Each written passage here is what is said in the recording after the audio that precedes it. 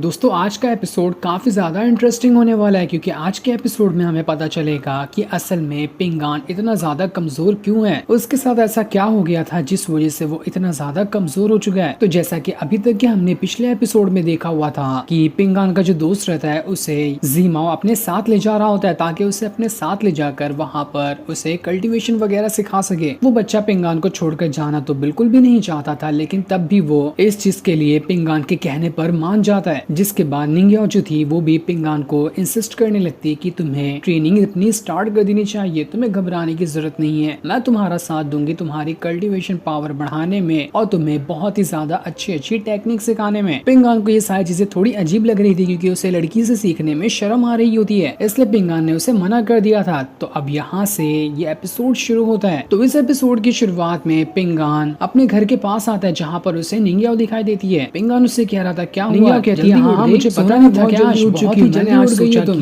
क्यों ना तुम्हारे साथ ही गांव की सैर पर चलूं, मैं भी तो जरा देखूं कि आखिर तुम डेली किस तरह के काम किया करते हो। जिस पर पिंगान कहता है अच्छा ऐसी बात है तो ये तो बहुत बढ़िया है, चलो हम दोनों चलते हैं, मैं तुम्हें गाँव की सैर करा देता हूँ। जैसे वो दोनों घर के बाहर आते हैं सामने से उन्हें गुआन नाम का एक बंदा आते हुए दिखाई देता है। ये भी एक आउटसाइडर ही था जो कि गाँव के बाहर से यहाँ पर आया था। पिंगान ने पहले भी उसे देखा था तो वो उसके ऊपर इतना ध्यान नहीं देता, लेकिन लिंग्याओ जैसे ही गुआन को देखती है वो काफी ज्यादा घबरा जाती है क्योंकि उसने वहां पर गुआन की स्पिरिचुअल पावर को महसूस किया था कि उस बंदे की स्पिरिचुअल पावर तो बहुत ही ज्यादा हाई लेवल की है। इसलिए वो जल्दी से पिंगान का हाथ पकड़ती है और उसे वहां से दूर ले आती है ताकि वो गुआन के सामने से होकर ना गुजर जाए। पिंगान निंग्याओ से कहता अरे क्या हो गया तुम्हें, तुम ऐसे कैसे एक्ट कर रही थी। जिस पर निंग्याओ कह रही होती तुमने उस बंदे को देखा, वो बहुत ही ज्यादा हाई लेवल का कल्टिवेटर है, उसकी पावर ना मार्शल मास्टर लेवल के आसपास की होगी, वो बहुत ही ज्यादा पावरफुल एक मार्शल आर्टिस्ट है। तो ऐसे बंदों से तुम्हारा अभी के टाइम पे दूर रहना ही बेहतर है क्योंकि अभी वैसे भी तुम्हारे पास कोई ढंग की पावर नहीं है। जिस पर पिंगान कहता है अरे यार तुम तो खामखा ही यहाँ पर शक कर रही हो, तुम्हें नहीं पता कि उस बंदे का नाम ना गुआन है, मैंने उसे पहले भी यहाँ पर आसपास घूमते हुए देखा है, उसने पहले तो मेरा कभी कुछ नहीं किया, तो अभी वो क्या कर लेगा। निंग्या वहाँ पर पिंगान से कह रही थी तुम ना इंसान का खाली चेहरा देखते हो लेकिन उसके अंदर वो किस तरह का इंसान है वो नहीं देख पाते हो। तुम्हें क्या लगता है कि सारे इंसान यहाँ पर सीधे ही होते हैं? नहीं, ऐसा नहीं होता, तुम किसके अंदर क्या चल रहा है इसके बारे में कभी नहीं जान पाओगे। मैं तुम्हें यहाँ पर बस चेतावनी दे रही हूँ कि कभी भी इस तरह के कल्टीवेटर जिनकी लेवल हाई होगी उनसे दूरी बना कर ही रखना, जब तक कि तुम इतने स्ट्रॉन्ग ना हो जाओ कि कभी कोई मुसीबत तुम्हारे ऊपर आए तो तुम खुद का बचाव कर सको। अगर तुम पावरफुल रहते तो तुम बिंदास उसके सामने से गुजर सकते थे, लेकिन पिंगान को अभी भी निंग्याओ की सारी बातें सर के ऊपर से ही जा रही थी। उसे कुछ भी नहीं समझ में आ रहा होता कि आखिर ये निंग्याओ क्या कह रही है। निंग्याओ कहती है यार एक नंबर के गधे हो तुम, तुमसे बड़ा गधा मैंने आज तक कभी नहीं देखा था। दूसरी तरफ हम मास्टर को देखते हैं जो बोर्ड गेम खेल रहे होते हैं, लेकिन जैसे वो गेम खेल रहे थे उन्हें ऐसा लगता है कि यहाँ पर कुछ न कुछ तो गड़बड़ होने वाली है, जिससे वो थोड़ा सावधान हो जाते हैं। उनके साथ अभी हाल फिलहाल बोर्ड गेम खेलने के लिए कोई था भी नहीं, इसलिए वो अकेले ही अकेले दोनों तरफ की डाई चलते हुए खुद ही से पूरा गेम खेल रहे होते हैं। जिसके बाद तो उन्होंने वहाँ पर उस गेम को बंद कर दिया था और इसके बाद वो देखने के लिए चले जाते कि असल में अभी यहाँ पर क्या गड़बड़ होने वाली है, जिसकी मुझे अभी हल्की हल्की फीलिंग आ रही थी। दूसरी तरफ हम गुआन को देखते हैं जो ब्रदर सॉन्ग के घर में आकर घुस आता है। ब्रदर सॉन्ग उससे कहता ओ भाई साहब कौन हो तुम? हाँ हाँ तुमसे ही कह रहा हूँ, पीछे मुड़कर देखो कहाँ से घुसे चले आ रहे हो, तुम्हारे बाप का ये घर नहीं है। लेकिन गुआन जो होता है यहाँ पर ब्रदर सॉन्ग से बस इतना ही कहता है कि अपना सारा का सारा सामान पैक कर लो, मैं यहाँ पर तुम्हें लेने के लिए आया हूँ। शायद तुम मुझे नहीं जानते होगे लेकिन मैं तुम्हें बहुत ही अच्छी तरीके से जानता हूँ, मैं तुम्हारे फादर का ही भाई हूँ, यानी कि मैं तुम्हारा चाचा हूँ। माना कि इससे पहले तुमने कभी मुझे देखा नहीं होगा लेकिन मैं तुम्हें बचपन से ही देखते हुए आया हूँ। मैं दाली डायनेस्टी का सबसे पहला मार्शल आर्टिस्ट हूँ और दाली डायनेस्टी का सबसे ज्यादा स्ट्रॉन्गेस्ट बंदा भी हूँ, इसलिए मैं तुम्हें वहाँ पर अपने साथ ले जाने के लिए आया हूँ ताकि तुम मेरे साथ दाली डायनेस्टी में चल सको। ब्रदर सॉन्ग एकदम हैरान था कि आखिर कौन सी दुनिया से उठकर मेरा चाचा यहाँ पर आ गया, ये सच तो कह रहा होगा ना, अगर सच कह रहा होगा तो ये तो बहुत अच्छी बात है। मैं वैसे भी यहाँ पर इस गाँव में रहते रहते काफी ज्यादा पक चुका था, लेकिन उसे अभी भी नहीं पता चल रहा होता है कि असल में ये गुआन यहाँ पर आया क्यों और ये मुझे अपने साथ क्यों ले जाना चाहता है। लेकिन गुआन जो होता है वहाँ पर ब्रदर सॉन्ग को कुछ भी नहीं बताता कि वो उसे क्यों ले जाना चाहता है, बस उसे अपने साथ चलने कह रहा था, इसलिए ब्रदर सॉन्ग भी इस पर मान जाता है। दूसरी तरफ हम पिंगान और निंग्याओ को देखते हैं, वो दोनों पानी भरने के लिए एक कुएं के पास आ चुके थे। वहीं पर बाहर से आई हुई एक लड़की भी खेल रही होती है, लेकिन जैसे वो पिंगान को आते हुए देखती है वो अपनी नाक दबाकर वहाँ से भाग जाती है क्योंकि कोई भी गाँव वाला उसके आस पास रहे तो उसे बिल्कुल भी नहीं अच्छा लगता था, इसीलिए वो पिंगान के आते ही यहाँ से भाग गई। जिसके बाद पिंगान वहाँ पर जाकर कुएं के अंदर से पानी निकालना शुरू कर देता है। लेकिन जैसे वहाँ पर वो आया था, देखते ही देखते वहाँ पर लोगों की लाइन लग जाती है, जो सभी यहाँ पर पानी ही लेने के लिए आए हुए थे। उन्हीं में एक बूढ़ी औरत भी होती है, जिसे तो बहुत ही ज्यादा गुस्सा आ रहा था, क्योंकि उसका नंबर सबसे आखिरी में होता है। वो कह रही थी अगर थोड़ी देर पहले आई होती तो मेरा नंबर कितना आगे होता, लेकिन अब तो मुझे कितनी ज्यादा देर तक के यहाँ पर लाइन लगानी पड़ेगी। वही पिंगान जैसे ही पानी भर रहा था, वहाँ पर ये जुई आ जाती है, जो पिंगान से कहती है तुम तो पहले नंबर पे आकर पानी भर रहे हो ना, तो साथ ही साथ मेरे लिए भी एक बाल्टी भर देना। इसलिए पिंगान उसके लिए भी बाल्टी भरना शुरू कर देता है, जो देखकर तो वो बूढ़ी औरत और बाकी सारे लोग पिंगान पे ही चिल्लाना शुरू कर देते हैं कि तुझे पीछे दिखाई नहीं देता कि यहाँ पर कितने लोग हैं, और सुंदर लड़की तुझे दिखाई दी कि तू उसके लिए पानी भरने चला गया, हम लोग के बारे में कुछ सोच नहीं सकता है क्या। वो लोग पिंगान को बहुत ही ज्यादा बुरा भला कहना शुरू कर देते हैं। वो बूढ़ी औरत तो पहले से ही गुस्सा थी, इस हरकत की वजह से वो और ज्यादा गुस्सा हो जाती है। वो वहाँ पर पिंगान को ही उल्टे पुल्टे शब्द कहने लग गई थी कि देखो दूसरे की नौकर पे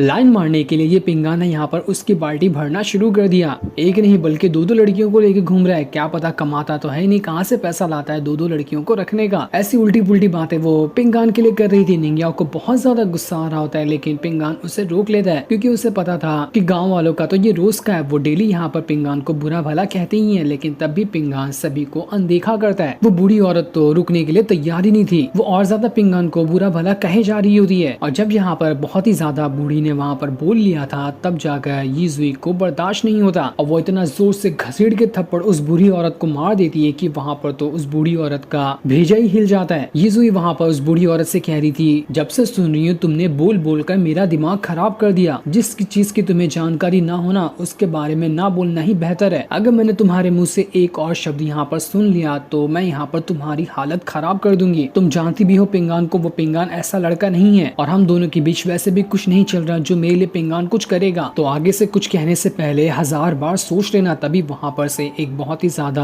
अमीर बंदा गुजर रहा होता है, जो कि रॉयल फैमिली का लग रहा था। उसके पीछे तो कई सारे सिपाही खड़े होते हैं। जैसे वो वहाँ से गुजर रहा था, सारे के सारे लोग जो यहाँ पर झगड़ा कर रहे थे वो लोग अपना झगड़ा शांत कर देते हैं, जिसके बाद पिंगान वहाँ से चला जाता है। उसके साथ साथ निंगिया और ये जुई भी उसी के साथ साथ चल रहे होते हैं। पिंगान ये जुई का शुक्रिया कर रहा था वहाँ पर उस बूढ़ी औरत को चुप कराने के लिए, जिस पर ये जुई कहती है शुक्रिया करने की कोई जरूरत नहीं है, ये तो मेरा काम ही था। उस बूढ़ी औरत ने वैसे भी बहुत सारी चीजें कह ली थी, उसे तो एक थप्पड़ खाना बनता ही था। पिंगान और ये जुई जब ऐसे बात कर रहे होते हैं तो उन्हें बात करता हुआ देखकर निंगिया को काफी ज्यादा गुस्सा भी आ रहा था। ऐसा लग रहा था कि वो यहाँ पर पसंद नहीं कर रही है कि पिंगान जी जुई के साथ बातें करे। जिसके बाद ये जुई जो होती है वो वहाँ से चली जाती है। अब पिंगान और निंगिया दोनों आगे बढ़ रहे होते हैं, लेकिन जैसे वो आगे बढ़े थे उन्हें वहाँ पर लिन दिखा देता है, जिसके पास उन दोनों भाइयों में से एक भाई आ चुका था, जिसे मिस जू ने स्वॉर्ड सूत्रा लाने के लिए कहा होता है। उस भाई को वहाँ पर पता था कि इस पूरे गांव के अंदर स्वॉर्ड सूत्रा लिन के पास ही है, जो कि उसके दादाजी ने उसे दिया था। इसलिए वो भाई जो होता है वहाँ पर लिन से कह रहा था देखो तुम जितनी कीमत मांगोगे ना, मैं उतनी कीमत तुम्हें देने के लिए तैयार हूँ, बस तुम मुझे वो स्वॉर्ड सूत्रा लाकर दे दो। लिन एकदम हैरान था कि आखिर यहाँ पर ये इससे हो क्या गया। कुछ देर पहले तो ये मुझे मारने मेरे पीछे पड़ा था और ऐसी ऐसी बुराई कर रहा था मेरे बारे में, लेकिन अभी तो देखो ये यहाँ पर मुझसे गिड़गिड़ा रहा है। वो सारे लोगों के सामने उस भाई की बेइज्जती करने लगता है कि देखो यहाँ पर लगता है ना कि इसकी हवा निकल गई, किसी ने इसे बहुत मारा होगा तभी इतना गिड़गिड़ाते हुए मेरे पास आया है। वैसे भी ये कितना ज्यादा बड़ी फैमिली से आता है और फिर भी देखो यहाँ पर आने के बाद मुझसे किस तरह से भीख मांग रहा है। सारे लोग वहाँ पर उस भाई का मजाक उड़ा रहे थे, लेकिन सभी की बातों को वो भाई जो होता है वहाँ पर इग्नोर कर रहा होता है और लिन के सामने बस झुकते हुए कह रहा देखो तुम जो कहोगे मैं वो करने के लिए तैयार हूँ, बस तुम मुझे यहाँ पर वो स्वॉर्ड सूत्रा दे दो। तुम नहीं जानते कि किस मुसीबत से मैं बचकर निकला हूँ, अगर मुझे वो स्वॉर्ड सूत्रा नहीं मिलाना तो पक्का मेरी जान चली जाएगी। लिन जैसे ही मानने वाला होता है पिंगान वहाँ पर आ जाता है, जो लिन को रोकते हुए कहता है नहीं लिन रुक जाओ, आखिर ये वो स्वॉर्ड सूत्रा क्यों चाहिए उसके बारे में भी तो अच्छे से पता कर लो। तुम ऐसे किसी को अपने दादाजी का दिया हुआ स्वॉर्ड सूत्रा नहीं दे सकते। लेकिन तब भी यहाँ पर लिन को तो लालच आ चुका था। वो उस भाई से कह रहा होता है देखो अभी पिंगान यहाँ पर आ गया है ना, उसको जाने दो, मैं तुम्हारे लिए ना स्वॉर्ड सूत्रा लाकर दे दूंगा, लेकिन जो कीमत मांगूंगा तुम्हें वो कीमत देनी है। जिस पर वो भाई मान गया होता है कि तुम जो कहोगे मैं वो कीमत दूंगा, बस स्वॉर्ड सूत्रा जल्दी लाकर मुझे दे दो। निंगिया को कुछ समझ नहीं आ रहा था कि असल में ये स्वॉर्ड सूत्रा है क्या चीज जिसके पीछे वो भाई इतना ज्यादा हाथ धोकर पड़ा हुआ था। इसलिए लिन जो होता है उन दोनों को अपने घर पर बुलाता है और घर पे आने के बाद वो एक अलमारी के अंदर से आर्मर निकालता है, जो कि असल में उसके दादाजी का आर्मर था और उसी आर्मर का नाम स्वॉर्ड सूत्रा होता है, क्योंकि वो आर्मर बहुत ही ज्यादा स्ट्रॉन्ग स्वॉर्ड की पावर से मिलाकर बनाया गया था। अगर कोई इंसान उसे पहन ले तो दुनिया की कोई भी ताकत उसे जल्दी हरा नहीं पाएगी। इतना ज्यादा स्ट्रॉन्ग होता है वो स्वॉर्ड सूत्रा। लिन वहाँ पर कह रहा था, मुझे पता है कि ये ना ऐसा कहा जाता है कि बहुत ही ज्यादा स्ट्रॉन्ग है, लेकिन मैं अपने दादाजी को जानता हूँ, मुझे नहीं लगता कि ये स्वॉर्ड सूत्रा जो है वो असली होगा। ये पक्का मुझे लगता है कि नकली होने वाला है, तो इसे बेचने में मुझे कोई परेशानी नहीं लग रही। लेकिन जैसे ही निंगियाओ देखती है वो कह रही थी, शायद तुमने ना इसे पहचानने में गलती कर दी। जहाँ तक कि मुझे लगता है कि बिल्कुल ओरिजिनल स्वॉर्ड सूत्रा है। तुमने कभी कल्टीवेशन या फिर स्वॉर्डमैनशिप में इतना ध्यान दिया ही नहीं। अगर तुमने ध्यान दिया होता और कभी इस स्वॉर्ड सूत्रा का खुद पर इस्तेमाल किया होता ना, तब तुम्हें जाकर पता चलता कि असल में ये स्वॉर्ड सूत्रा है क्या चीज। उसके बाद तुम कभी भी इस स्वॉर्ड सूत्रा को इस तरह से तो नहीं बेचते। इसकी कीमत का तुम अंदाजा भी नहीं लगा सकते कि कितना ज्यादा प्रीशियस और कीमती है। लेकिन फिर भी वहाँ पर लिन को लग रहा था कि निंगिया तो उसे बेवकूफी बना रही है। मैं तो कुछ भी क्यों ना हो जाए इसे बेच कर रहूंगा। इतनी अच्छी जो मुझे डील मिल रही है, मैं ऐसे डील अपने हाथों से नहीं जाने दे सकता। दूसरी तरफ हम गुआन को देखते हैं, जिसके पास एक बंदा आता है। वहाँ पर आने के बाद वो गुआन से कह रहा था, अरे मास्टर गुआन, आप यहाँ पर हैं। आपको पता भी है कि मैंने आपको कहाँ कहाँ नहीं ढूंढा। जो सुनकर तो गुआन को काफी ज्यादा गुस्सा आ चुका था कि आखिर तुम यहाँ पर कैसे आ गए? क्या तुम काफी टाइम से मेरा पीछा कर रहे थे? मैं तो ये सोच के आया था कि कोई भी यहाँ पर दाइली डायनेस्टी का मुझे नहीं देख पाएगा कि असल में मैं कहाँ पर गया हूँ। लेकिन तुमने यहाँ पर आकर पता लगा लिया कि मैं कहाँ पर मौजूद हूँ। पर कुछ भी क्यों ना हो जाए, किसी को मत बताना कि मैं यहाँ पर आया था। वो बंदा गुआन से क्या होता है, आपको टेंशन लेने की जरूरत नहीं है, मैं किसी को कुछ नहीं बताऊंगा। मैंने यहाँ पर सुना है कि पिंगान नाम का कोई बंदा है जिसने गोल्डन फेरी को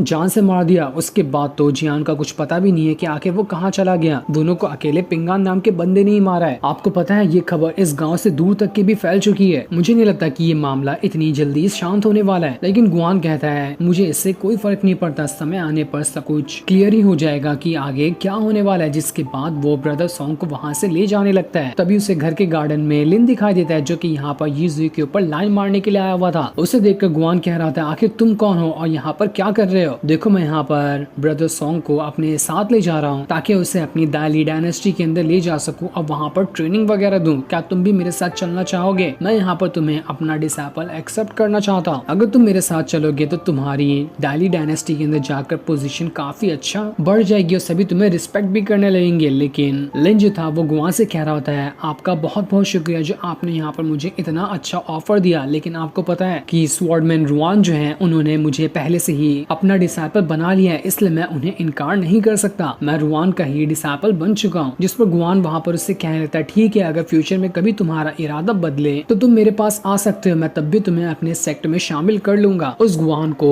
वहाँ पर लिन के अंदर कुछ न कुछ तो ऐसा लगा था, तभी वो उसके पीछे इतना ज्यादा पड़ा था। उसने लिन की ऐसी चीज को जान लिया होगा जिसके बारे में लिन खुद अपने नहीं जानता होगा। जिसके बाद ब्रदर सॉन्ग जो होता है गुआन के साथ वहाँ से जाने लगता है। जाने से पहले वो जितने भी उसके पास पैसे होते हैं वो सभी दे देता है उसे, क्योंकि अब उसे नहीं पता था कि कब वो दोबारा से यीज़ुई के साथ मिल पाएगा। न जाने कब वो यहाँ पर वापस आता है इस गांव के अंदर, इसलिए यीज़ुई वो सारे पैसे रख लेती है। बेचारी यीज़ुई काफी ज्यादा उदास थी कि अब वो यहाँ पर क्या करेगी। ब्रदर सॉन्ग भी यहाँ से चला गया, लेकिन लिन कह रहा होता है, वो चला गया तो क्या हुआ, मैं हूं ना तुम्हारे लिए, मैं हमेशा तुम्हारे साथ ही रहना चाहता हूँ। लेकिन यीज़ुई तो उसे नखरा दिखाते हुए वहाँ से चली जाती है। अब यीज़ुई ऐसे ही उदास होकर आगे बढ़ते जा रही थी। तब उसके सामने मास्टर आते हैं, जो वहाँ पर आने के बाद यीज़ुई से कह रहे थे, देखो मुझे पता है कि ब्रदर सॉन्ग यहाँ से चला गया और अब से तुम उसकी नौकर भी नहीं रहो, लेकिन जब तुम्हारी नौकर वाला काम हट गया है तो इसका मतलब ये नहीं कि तुम पूरी तरह से आजाद हो चुकी हो। अब भी तुम्हें वही रूल को फॉलो करना है जो रूल मैंने और बाकी सारे मास्टर ने मिलकर बनाया था। यीज़ुई कह रही होती है, बस बहुत हो गया, इतने सालों से मैं नौकरों वाली जिंदगी जी रही थी, तो इससे भी आपको सब्र नहीं हुआ क्या? कितना मुझे और यहाँ पर ऐसी मुसीबतों वाली जिंदगी में रहना पड़ेगा? अगर मैं यहाँ पर चाहूँ तो मैं सब कुछ खत्म कर सकती हूँ, उसके बाद मैं हमेशा के लिए ऐसी जंजाल से निकल कर चली जाऊंगी। ये विलेज मेरे लिए एक प्रिजन की तरह है। मास्टर वहाँ पर उससे कह रहे होते, बस बहुत हो गया, तुम यहाँ पर अपनी हद पार कर रही हो, जितना तुम्हारी लिमिट है ना उसी लिमिट के हिसाब से बातें किया करो। लेकिन अब तो यहाँ पर यीज़ुई को बहुत ही ज्यादा गुस्सा आ चुका था। वो वहाँ पर अपनी पावर का इस्तेमाल करते हुए मास्टर को ही अपने स्पिरिचुअल वर्ल्ड के अंदर ले आती है। अभी हमें पता चलने वाला है कि यीज़ुई कोई मामूली नौकर नहीं बल्कि उसकी असली आइडेंटिटी क्या है। मास्टर वहाँ पर यीज़ुई से कह रहे होते हैं, तुम्हें जिस इंसान के ऊपर इतने सालों से एहसान करना चाहिए था, अभी तक कि तुमने उसका एहसान नहीं चुकाया है। जब तक तुम उसका एहसान नहीं चुका देती तब तक कि तुम अपने इस प्रिजन से आजाद नहीं हो पाओगे। तुम्हें इसी प्रिजन के अंदर हमेशा कैद रहना पड़ेगा। इसलिए भलाई इसी में है कि अपना एहसान उतारो और जिसने तुम्हारी मदद की थी तुम उसके बदले उसकी मदद करो। लेकिन यहाँ पर यीज़ुई को बहुत ही ज्यादा गुस्सा आ रहा होता है और तब वो वहाँ पर अपनी पावर को एक्टिवेट करने लगती है, जिस वजह से तो वहाँ पर वो ड्रैगन में ट्रांसफॉर्म होते जा रही थी। क्योंकि ये ज़वी कोई और नहीं बल्कि हीवन से आई हुई एक ड्रैगन स्पिरिट है। पहले हीवन में उसने बहुत ही सारे गलत काम किए थे, इसलिए हीवन से उसे निकाल कर फेंक दिया गया। उसके बाद से ही मास्टर और बाकी सारे जो एल्डर वगैरह थे उन्होंने यीज़ुई को कैद किया है ताकि वो यहाँ पर आकर दुनिया को भी तबाह ना कर सके। यीज़ुई इतनी ज्यादा स्ट्रॉन्ग है कि वो पावरफुल से पावरफुल कल्टीवेटर को खत्म कर सकती है, क्योंकि वो कोई इंसान नहीं बल्कि ड्रैगन गॉड की तरह ही है। यहाँ पर अब हमें पता चलता है कि असल में पिंगान इतना ज्यादा कमजोर क्यों है। तो जब यीज़ुई को हीवन से निकाल कर फेंक दिया गया था तो उस टाइम वो बहुत ही ज्यादा कमजोर थी, और कमजोर होने के बाद वो इसी गाँव के अंदर आकर गिर गई थी। तब सबसे पहले जो यीज़ुई के पास आया था वो कोई और नहीं बल्कि पिंगान ही था। पिंगान ने वहाँ पर आकर यीज़ुई की मदद की थी, क्योंकि उसे वो कोई लड़की लग रही थी जो कि बहुत ही ज्यादा घायल है, क्योंकि यीज़ुई खुद को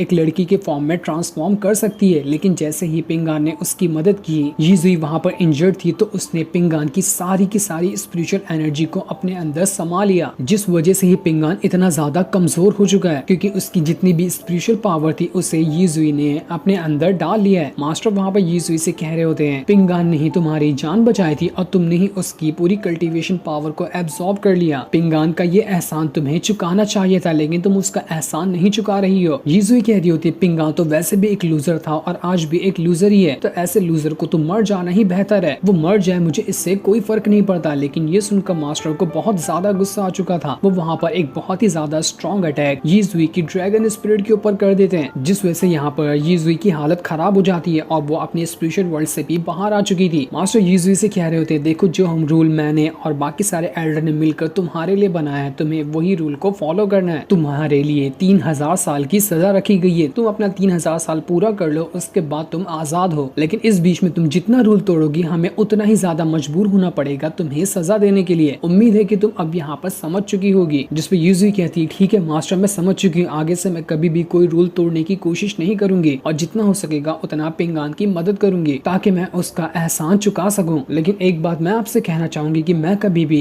पिंगान का एहसान नहीं चुका पाई, लेकिन बचपन से आज तक के भले से आप पिंगान के सामने नहीं जाते हैं, लेकिन हमेशा उसे प्रोटेक्ट करते हैं। दुनिया की कोई ताकत क्यों ना आ जाए, हर चीज में आपने पिंगान का साथ दिया है, लेकिन आखिर ऐसा क्यों? पर मास्टर उसे इसका कोई भी जवाब नहीं देते कि आखिर वो पिंगान को क्यों इतना ज्यादा प्रोटेक्ट करते हैं। दूसरी तरफ हम पिंगान को देखते हैं जो तालाब के पास आकर मछली पकड़ने के लिए आया होता है ताकि उसका सूप बनाकर वो निंगयाओ को रात का खाना दे सके। वहाँ पर आने के बाद उसे एक लड़की दिखाई देती है जो कि बड़े मजे से वहाँ पर मिठाइयाँ खा रही थी। पिंगान को देखकर वो अपनी पावर को एक्टिवेट करते हुए पिंगान की तरफ घूरना शुरू कर देती है ताकि वो उसके पास आकर उसकी मिठाइयाँ ना ले ले। पिंगान उससे कहता है, अरे लड़की इतनी ज्यादा घबरा क्यों रही हो, मैं तो सिर्फ यहाँ पर मछलियाँ लेने के लिए आया हूँ, उसके बाद मैं चला जाऊंगा। वैसे भी मुझे तुम्हारी मिठाइयाँ नहीं चाहिए, मुझे उतना मीठा पसंद नहीं है। जिसके बाद पिंगान वहाँ पर मछलियाँ पकड़ने लगता है। उससे कोई भी जाली की जरूरत नहीं थी, वो तो सिर्फ हाथों से ही मछलियाँ पकड़ रहा था, जो देखकर वो लड़की काफी ज्यादा हैरान हो जाती है। उससे बहुत अच्छा लग रहा था पिंगान को यहाँ पर मछलियाँ पकड़ता हुआ देखकर। जब पिंगान को लगता है कि लड़की इतना डेस्परेट होकर उसे देख रही है तो वो उससे पूछ ही लेता है कि क्या तुम्हें ये मछलियाँ चाहिए, इसी के लिए तुम मुझे इस तरह से देख रही हो क्या? जिस पर वो लड़की कहती है, हाँ हाँ मुझे ये मछलियाँ चाहिए, ये तो बहुत ही ज्यादा कमाल की है। बेचारे पिंगान का दिल इतना अच्छा था कि उसने कितनी देर से मेहनत करके 3 मछलियाँ पकड़ी थी, तीनों की तीनों वो उस लड़की को दे देता है। उसके बाद वो उसे कहता है, देखो मुझे अब और मछलियाँ पकड़नी है ताकि मैं अपनी दोस्त के लिए रात का खाना बना सकूं, तो इससे ज्यादा मैं तुम्हें मछली नहीं दे पाऊंगा। वो लड़की कहती है, मैं तुम्हें मिठाइयाँ दूंगी, उसके बदले तो तुम मुझे और मछली दे सकते हो ना। लेकिन फिर भी पिंगान नहीं मानता कि नहीं, इन मिठाइयों से ज्यादा इंपॉर्टेंट मेरे लिए मेरी दोस्त है। जिसके बाद पिंगान दोबारा से मछलियाँ पकड़ना शुरू कर देता है। जैसे वो मछलियाँ पकड़ रहा था वहाँ से थोड़ी दूर पर मास्टर आ जाते हैं जो पिंगान को ऐसा करते हुए देख रहे थे। मास्टर के साथ साथ वहाँ पर एक स्पिरिट भी मौजूद होती है, लेकिन अभी नहीं पता चलता कि असल में वो स्पिरिट क्या चीज की है, लेकिन वो स्पिरिट बहुत ही ज्यादा स्ट्रॉन्ग और पावरफुल। मास्टर उस स्पिरिट से कह रहे होते हैं, जिस लड़के को तुम ढूंढ रही हो वो लड़का तुम्हारी आंखों के सामने खड़ा है, लेकिन असल में ये स्पिरिट क्या है और ये पिंगान के साथ क्या करेगी आगे चलकर, इसके बारे में हमें अभी कुछ भी नहीं बताया जाता। जो सीन दिखाते ही ये एपिसोड यहीं पर एंड हो जाता है। Thanks for watching.